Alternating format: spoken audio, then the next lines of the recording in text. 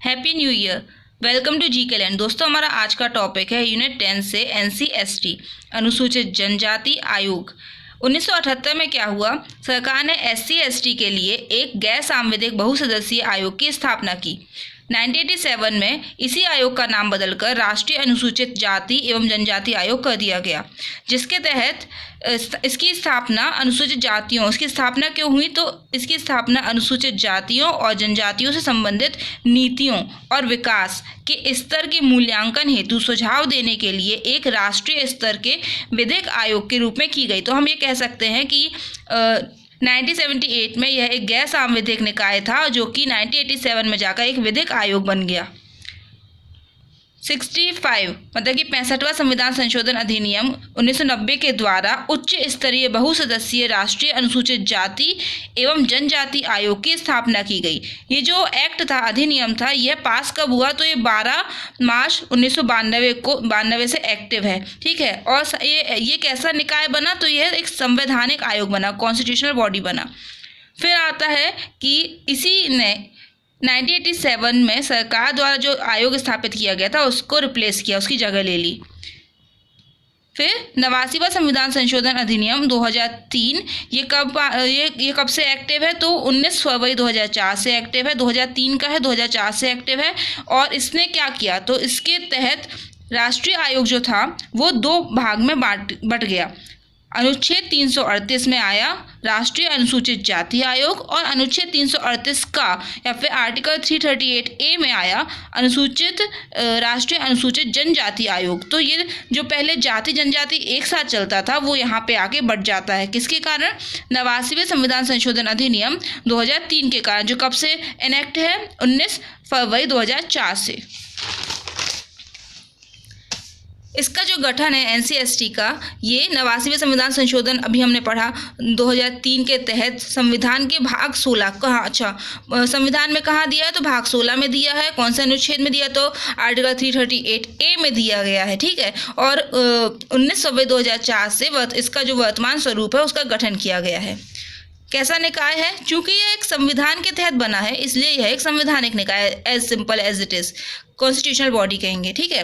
फिर आता है मंत्रालय, जनजाति कल्याण मंत्रालय के अधीन आता है ट्राइबल वेलफेयर मिनिस्ट्री, और हमारे वर्तमान में इसके मिनिस्टर हैं अर्जुन मुंडा, जो कि जनजाति कल्याण मंत्री हैं। और ये पहले क्या थे? तो झारखंड के मुख्यमंत्री भी रह चुके हैं। PSC की आदत है, वो पूछ लेता है भैया यहाँ के मुख्यमंत्री वहाँ के क्या थे, है ना, घुमाने की। तो इसका जो हेडक्वार्टर है NC/ST का वो है न्यू दिल्ली में। क्षेत्रीय मुख्यालय रीजनल जो इसका हेडक्वार्टर है वो है मध्य प्रदेश का भोपाल में है। ठीक है। मतलब NC/ST का मध्य प्रदेश में पूछे कहाँ है हेडक्वार्टर, तो भोपाल में है। और अगर कोई पूछे राजस्थान में कहाँ है तो जयपुर में, कोई पूछे झारखंड का कहाँ है तो रांची, उड़ीसा का भुवनेश्वर, छत्तीसगढ़ के रायपुर और मेघालय के शिलोंग में है NC/ST के रीजनल हेडक्वार्टर। फिर आता है जनजाति अनुसंधान एवं विकास संस्थान। ये क्यों इम्पोर्टेंट है, क्यों देखते हैं? तो इसकी स्थापना पहले तो 20/4/1954 को हुई थी छिंदवाड़ा में, लेकिन 10 अप्रैल 1965 को इसका मुख्यालय भोपाल के श्यामला हिल्स में तैयार किए गए नए कार्यालय में स्थानांतरित कर दिया गया। ठीक है। और अब तक के अनुसूचित जनजाति आयोग के जो अध्यक्ष रह चुके उसकी लिस्ट याद कर लीजिए, क्योंकि ये पूछ लेते हैं पहले कौन थे, इनमें से कौन कभी इस आयोग के अध्यक्ष रहे हैं या नहीं रहे ऐसे। तो फर्स्ट कुंवर सिंह टेकाम, ये 15/3/2004 को बने थे। ठीक है। फिर द्वितीय उर्मिला सिंह, ये 2007 को बनी थी। ये पहली और अब तक की एकमात्र महिला अध्यक्ष हैं, इसलिए इम्पोर्टेंट है। डॉक्टर रामेश्वर ओराव, ये 2 बार बनने वाले, एक बार कब? 2010 में, एक बार 2013 में। अब तक 2 बार बनने वाले अध्यक्ष हैं। फिर 5वें आए नंद कुमार साय, जो कि 2017 में थे, 17 से 20 तक थे। फिर ये पोस्ट रिक्त थी। ठीक है, वैकेंट था ये प्लेस। फिर इनके बाद 6वें नंबर पे हर्ष चौहान बने, जो कि करंट का इम्पॉर्टेंट फैक्ट बन जाता है, क्योंकि ये 18 फरवरी 2021 को चुने गए थे। ठीक है। तो उपाध्यक्ष अनुसुईया उइके हैं, सदस्य हैं बारी कृष्ण डामोर, हर्षद भाई चुन्नीलाल वसावा। इसका जो स्ट्रक्चर है वो हम देख लेते हैं, संरचना। एक अध्यक्ष होना चाहिए, एक उपाध्यक्ष होना चाहिए, 3 मेंबर होने चाहिए। फिलहाल 2 हैं। अध्यक्ष का नाम हमने अभी पढ़ा हर्ष चौहान, उपाध्यक्ष अनुसुईया उइके, मेंबर हैं बारी कृष्णा डामोर, हर्षद भाई चुन्नीलाल वसावा और 1 प्लेस वैकेंट है। राष्ट्रपति क्या क्या करते हैं इसमें, तो राष्ट्रपति के द्वारा नियुक्ति होती है किन किन की, तो अध्यक्ष और मेंबर्स की। राष्ट्रपति ही इनकी सेवा शर्तें डिसाइड करते हैं और यही बताते हैं कि भैया कितनी पदावधि रहेगी। वैसे इनका जो कार्यकाल है वो 3 वर्ष का होता है और अधिकतम ये 2 बार तक बन सकते हैं। कौन कौन, अध्यक्ष और सदस्य दोनों बार 2 कार्यकाल निभा सकते हैं अपना। अध्यक्ष को किसका दर्जा, अच्छा दर्जा किसका मिलता है इनको, अध्यक्ष को, उपाध्यक्ष को और सदस्यों को। तो अध्यक्ष को दर्जा मिलता है केंद्रीय कैबिनेट मंत्री का, उपाध्यक्ष को मिलता है केंद्रीय राज्य मंत्री का और सदस्यों को मिलता है भारत सरकार के सचिव का दर्जा। इनके वेतन और भत्ते भारत सरकार के सचिव के समान ही होते हैं। आयोग अपनी वार्षिक रिपोर्ट, जिसे हम प्रतिवेदन कहते हैं, राष्ट्रपति को प्रस्तुत करते हैं और राष्ट्रपति ऐसी सभी रिपोर्टों को उठा करके संसद के प्रत्येक सदन के समक्ष रख देते हैं। फिर किसी राज्य सरकार से अगर संबंधित रिपोर्ट, तो ऐसी रिपोर्ट की एक कॉपी राज्य के राज्यपाल को भेजी जाएगी। फिर राज्यपाल इस रिपोर्ट को विधानमंडल के समक्ष रख देंगे। आयोग के कार्य देख लेते हैं। जनजातियों को मिले संवैधानिक संरक्षण की समीक्षा करना।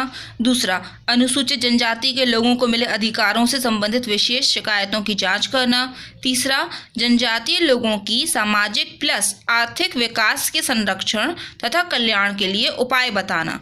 किसी जनजाति वर्ग को अनुसूचित जनजाति में शामिल किया जाए या ना किया जाए, इस बारे में राष्ट्रपति को परामर्श देना।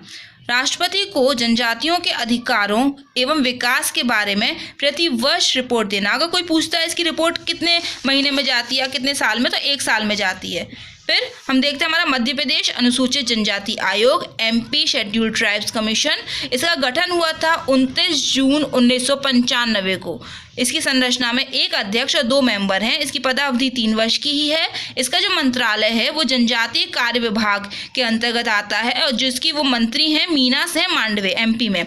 और इन्हीं के अंडर हैं आदिम जाति कल्याण विभाग, अनुसूचित जाति कल्याण विभाग।